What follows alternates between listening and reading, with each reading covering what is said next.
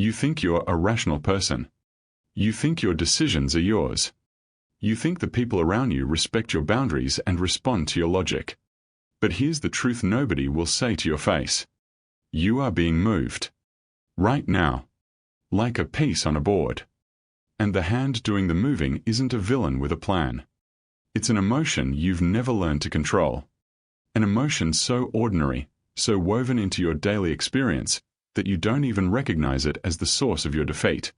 The moment you feel the need to be understood, you lose. The moment you need someone to validate your pain, you hand them your power.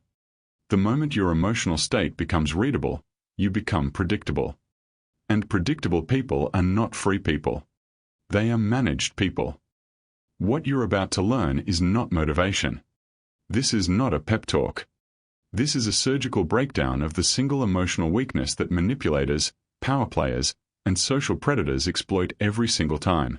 And once you see how it works, once you understand the mechanism beneath the surface, you will never be the same person again. You cannot unsee this. You cannot unknow it. This is Dominion Protocol. And this begins now. The invisible enemy is not the person who lied to you. It's not the friend who betrayed you. It's not the partner who left, the boss who undermined you, or the system that ignored you. The invisible enemy is your need for emotional resolution. Most people walk through their entire lives hostage to this need. They cannot tolerate unresolved tension. They cannot sit inside discomfort without reaching for relief. They cannot allow a conflict to exist without trying to fix it, explain it, or end it. And because they cannot tolerate it, they are permanently available to be exploited by anyone who learns to create it. This is the mechanism. This is the trap. The average person mistakes emotional reactivity for emotional depth. They think feeling intensely means they're engaged. They think their need to respond means they're present. They don't understand that every uncontrolled reaction is a confession. Every visible hurt is an invitation. Every time you let someone see that they got to you, you tell them exactly where to press next time. Weak men argue when they should be silent. They explain when they should observe. They defend when they should detach. They chase closure from people who were never confused. They beg for understanding from people who understood perfectly and chose otherwise.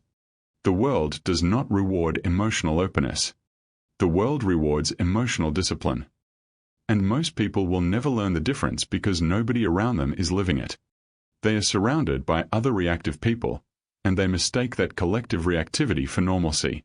It is not normal. It is a weakness shared by the masses. You are watching this because some part of you already knows this. Some part of you has already felt the cost of being readable. Some part of you has already lost something, a relationship, an opportunity, a piece of your dignity, because you could not control what showed on your face, in your voice, in your choices. That part of you is right. And today we correct it. 500 years ago, Niccolo Machiavelli sat in political exile, stripped of everything he had built, and he wrote the most honest document about power that the world had ever seen. Not because he was cynical. Because he was clear. He understood something that the comfortable and the naive refuse to accept. That people do not operate from stated motives. They operate from interest. That emotional displays are not signs of strength. They are weapons handed freely to the enemy. That the man who masters himself, who controls the signal he sends to the world, who appears unmoved while the world tries to move him, that man is not cold. He is dominant. Machiavelli wrote that it is better to be feared than loved if you cannot be both. But what he understood beneath that, what most readers miss, is that neither fear nor love matter if you cannot first be unreadable. An unreadable man cannot be anticipated. A man who cannot be anticipated cannot be controlled. A man who cannot be controlled does not need fear or love to hold his position. He holds it by becoming the stable center in a world of emotional chaos. History has never rewarded the man who wept publicly for his losses. It has never handed power to the one who needed the room's approval before he acted. Power moves toward the person who appears to need nothing from the interaction. Not because that appearance is always real, but because that appearance is always strategic. This is not cruelty. This is literacy. The literacy of power. And you are learning to read. After this, you will not see people the same way. You will not enter conversations the same way. You will not respond to provocation, manipulation, or emotional pressure the same way. The version of you that could be rattled, that needed the last word, that chased closure, that broke under social pressure, that version is going to become a memory. What replaces it is not a harder person. It is a freer one. You will become impossible to manipulate. Not because you will stop feeling, but because you will stop broadcasting your feelings to people who are watching for the signal. You will become strategically superior in every social environment. Not because you will become smarter than the people around you, but because you will be playing a different game entirely, one where information is currency and emotional discipline is wealth, while they are still playing the child's game of reaction and response. You will never again lose ground because someone made you angry. You will never again give someone leverage over you by letting them see they wounded you. You will never again be moved by manipulation because you will recognize it in real time, and recognition neutralizes it.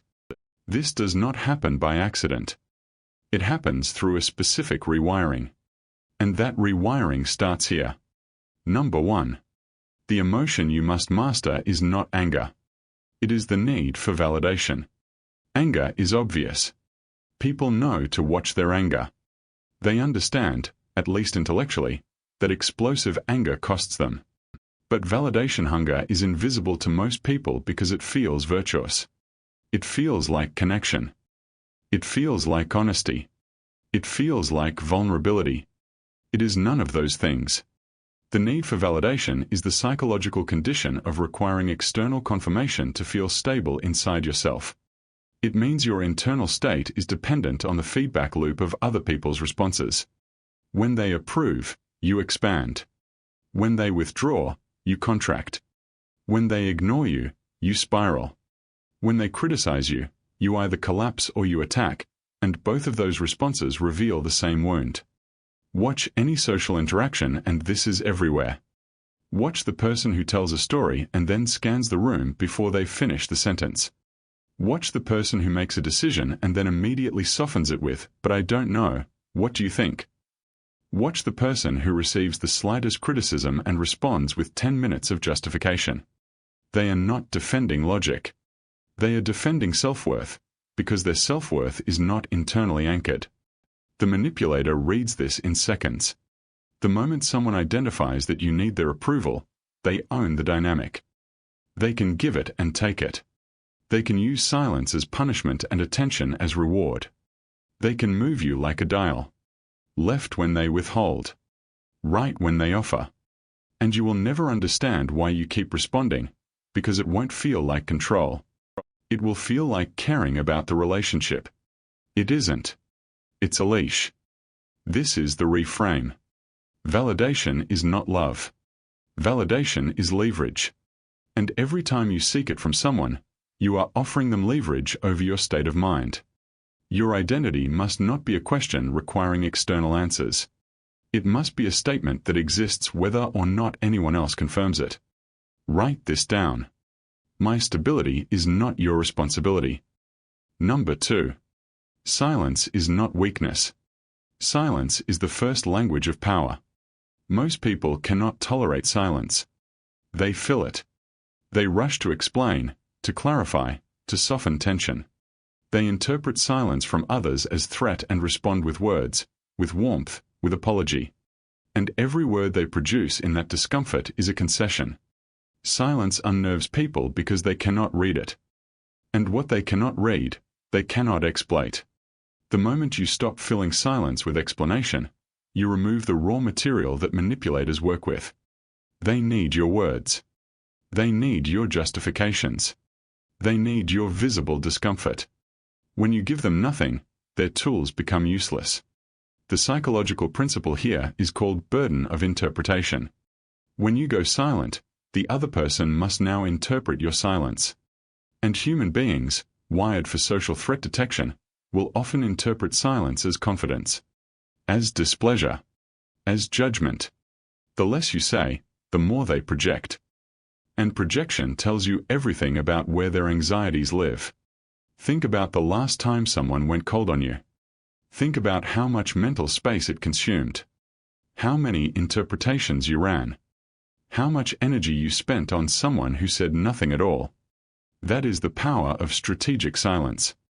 It does not require action. It requires restraint. The command here is this. Before you speak to defend yourself, pause. Before you explain a decision nobody asked you to explain, pause. Before you break a silence because you are uncomfortable, identify whether the discomfort is yours or theirs. If it is yours, sit inside it until it passes. That is the training.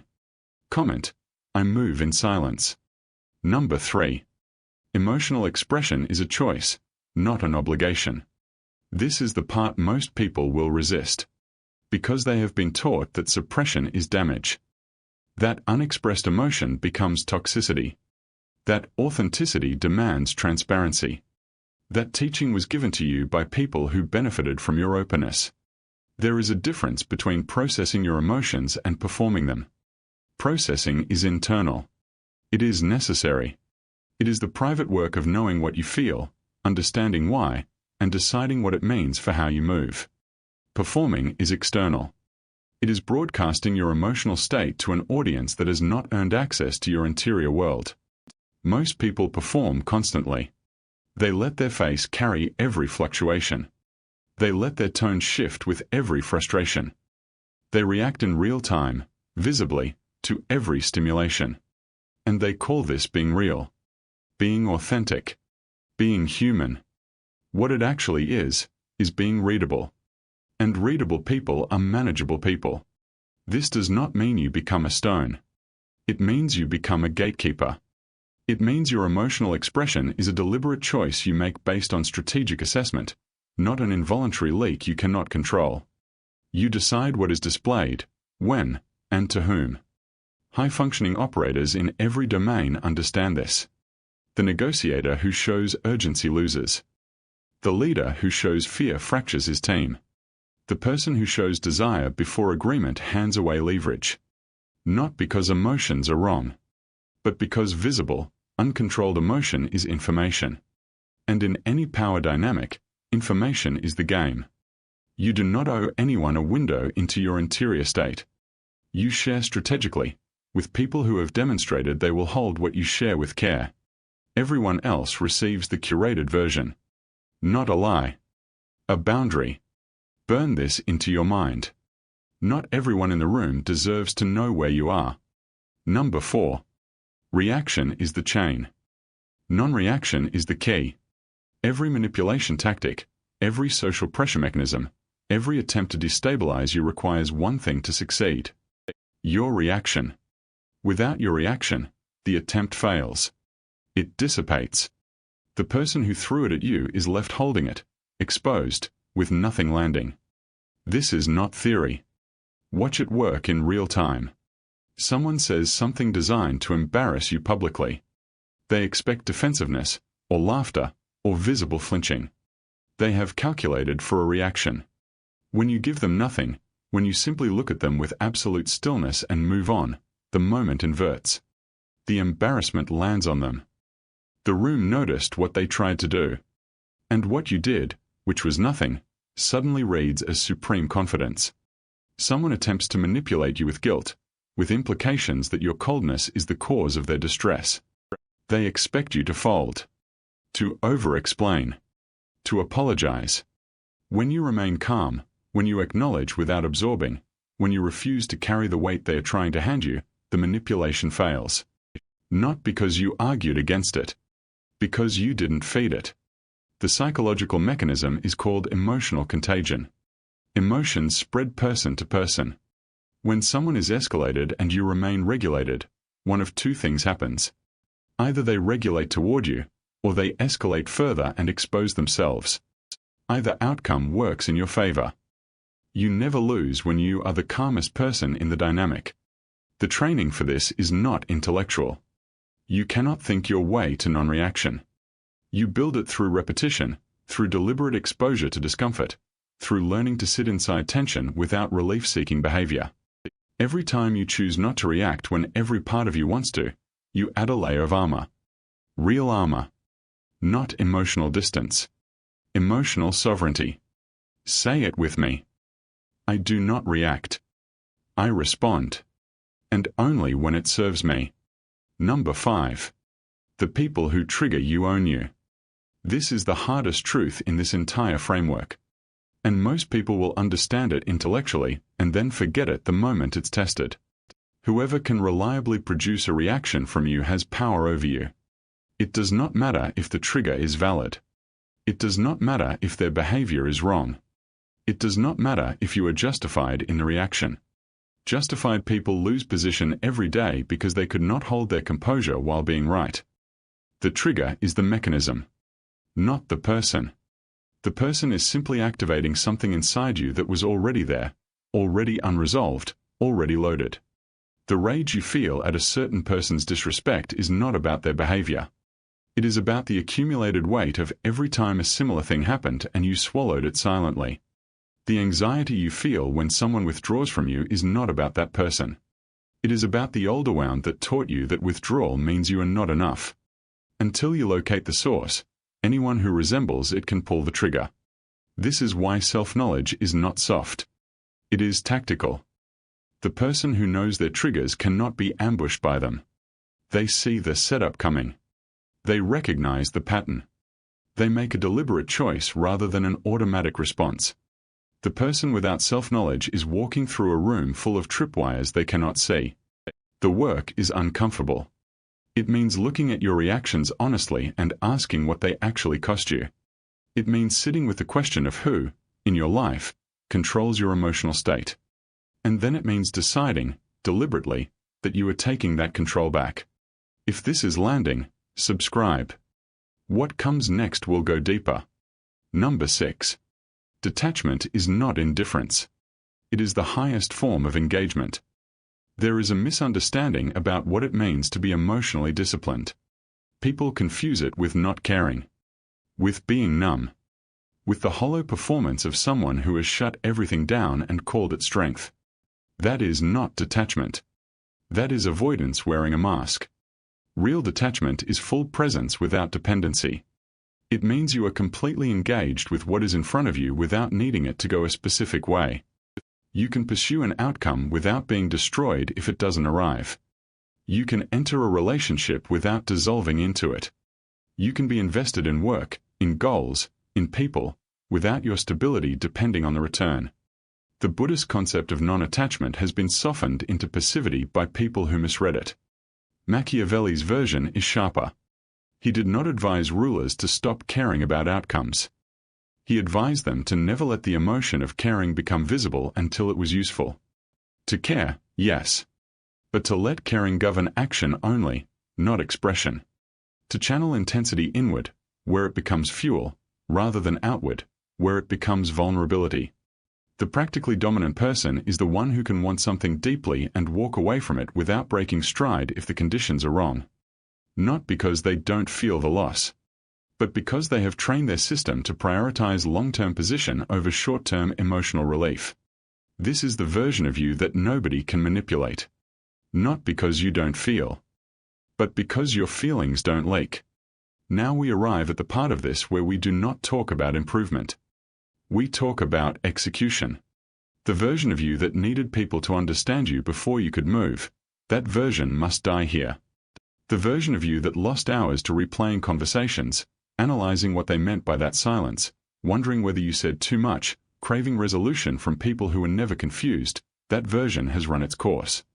The version of you that gave people the keys to your emotional state through your visible reactions, your transparent needs, your hunger for approval that you dressed up as connection, that version cannot come with you into what you are becoming. This is not cruelty toward yourself. This is honesty. Every structure that no longer serves the person you are becoming must be torn down with intention. You do not keep the architecture of a defeated man and expect to build a dominant life inside it. The old identity felt safe because it was familiar. It felt authentic because it was chronic. But familiar is not the same as true. Chronic is not the same as correct. You adapted those patterns at a time when you had less information, less awareness, less control. You built those responses when you had no other tools. You don't need them anymore. What dies is not your feeling. It is your dependence on other people's response to your feeling. What dies is not your desire for connection. It is your willingness to collapse your identity in pursuit of it. What dies is the version of you who could be moved, could be rattled, could be managed by anyone who learned the correct emotional combination. That version does not survive this. You execute it. Here. Now. Not with ceremony. With decision. This is who you become on the other side of this. You become the person who walks into rooms without needing the room to receive you. You are already complete. The room adjusts to your presence, or it doesn't. Either outcome leaves you unchanged. You become the person whose emotional reactions are impossible to predict because they are not automatic. They are chosen. Every expression you produce is information you decided to release. Everything else stays inside, working, informing, sharpening your read of the situation, but invisible to anyone who would use it against you. You become the person who can be provoked, insulted, pressured, guilt-tripped, manipulated, isolated, and betrayed, and who absorbs none of it. Not because you are beyond human experience, but because you have built an interior architecture that processes without broadcasting, that absorbs without collapsing, that feels without performing.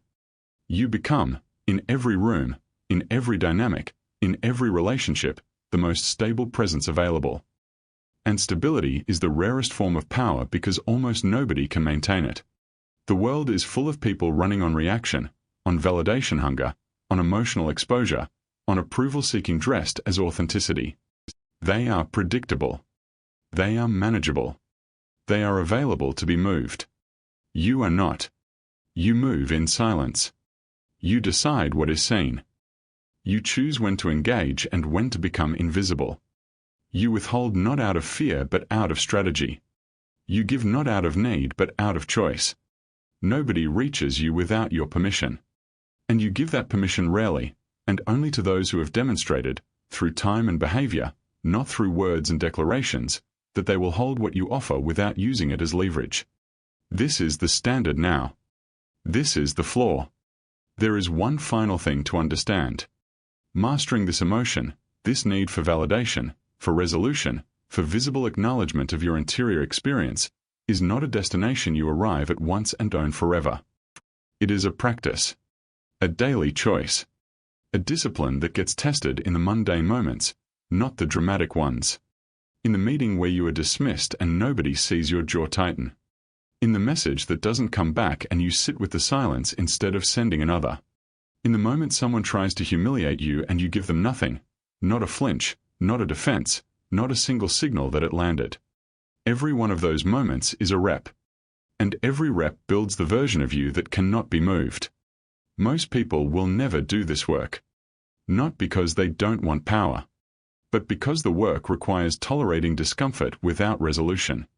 It requires sitting inside tension without relief. It requires choosing the harder path in the moment because you understand what it builds over time. Most people will always choose the relief. They will react, explain, defend, seek, chase, collapse, and call it being human. Let them. You are no longer in that category. You are the stillness in the storm. You are the pause before the response. You are the one in the room who sees everything, shows nothing, and moves only when the moment is right. The old version of you is already gone. Comment: I am unreadable. I am unmovable. I have dominion.